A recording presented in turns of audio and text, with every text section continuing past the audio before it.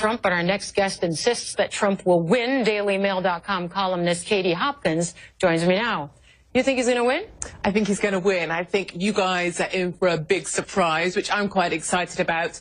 I think we've seen a very similar thing here in the UK with Brexit. We saw a lot of the liberal press kind of sneering at Brexiteers. We saw a lot of the sneering that we see from the Clinton News Network, and I think it's something we... That's CNN. You're calling us the Clinton News Network. That's exactly correct. And why? Why do you call us the Clinton News Network? Because when we prominently featured a Florida poll that showed Donald Trump had a couple of points lead. And earlier on this evening on Twitter, you were telling me, Hillary Clinton has a 12-point lead, and now you're having to look at Florida polls showing a 2-point lead. But those are two different... Very hard for you. Though entirely different things. One is a national poll that showed she had one poll that showed she had a 12-point lead. Others show a 9-point lead. Nationally, she's been ahead for weeks. I think we're all very bored of the polls. I think none of us need to take any notice of them whatsoever. We learned that in the UK with Brexit. We learned it indeed with our general election. What I will say, having sat in the Republican convention in Cleveland and watched your news network, it is entirely biased, I think, in coverage. And I think Trump's doing a great job. And I think what we saw today from him opening the hotel was super because you keep making these accusations, and quite frankly, you cannot back them up. Because you just said, I'll just give you an example straight. I will not in airtime, not in how often. I will give you an example straight off the bat of what you just said. No, I won't let you finish because I want to answer your question. You said I can't back them up. You can't go ahead and back them up then, because I've worked here 18 years and I can tell you there is nothing but balance. So you were just saying how Trump really struggles with women.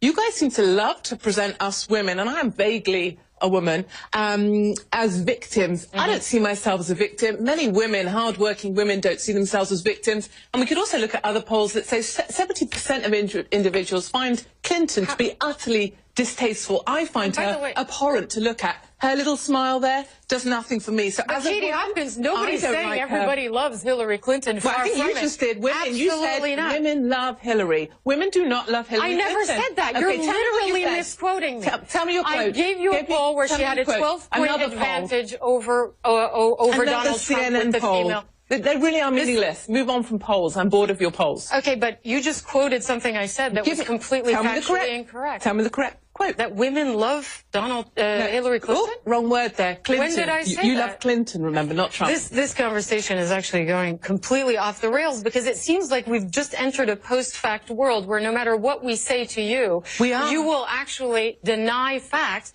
and then fabricate quotes and put them in my mouth. I think where we now sit in politics is in a world of post-truth politics where we surround ourselves with the truth that we want to hear. People enter an echo chamber and hear the stuff they said back to them that they want to hear, which is why people that support Clinton listen to you, and why people that support Trump might listen to me or Fox, for example. Anyway, do ask me some questions you want to ask. Sure, let's talk about Brexit, because, first let me ask you about your support for Donald Trump. What is it about the things that he says? Why do you support Donald Trump? Because you're sitting here in Britain. Of course, you were pro-Brexit and all those things, and you have said some absolutely vicious and disgusting things about immigrants. You've called them cockroaches. You've said they were feral.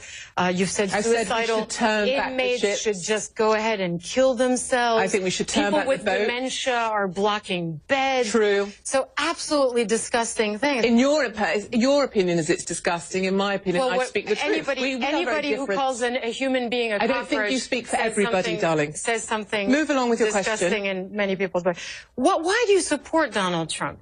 Because for me, as a small business owner, he really speaks to me and the people like me that work hard for a living. He gets things done. I think we've just seen Obamacare. It crucifies small business owners. You're going to get more of that with Hillary Clinton. You're not going to get that with Trump, and I think that's very important. He also gets stuff done. What we've seen with Clinton, essentially, she's just the wife of an ex-president. She was there supporting her husband whilst he was in the Oval Office with Monica Lewinsky on her knees next to him. That is not the sort of strong woman I need. You're going to cut me off because I said not at all. You just said she's someone's wife when she was Secretary of State. She was someone's wife, and he had affairs in the Oval Office, and she stood by him. That is not a strong woman for me, honey. But if you call me honey, that is just very condescending. Okay, what word would you like me to call you? Extremely rude.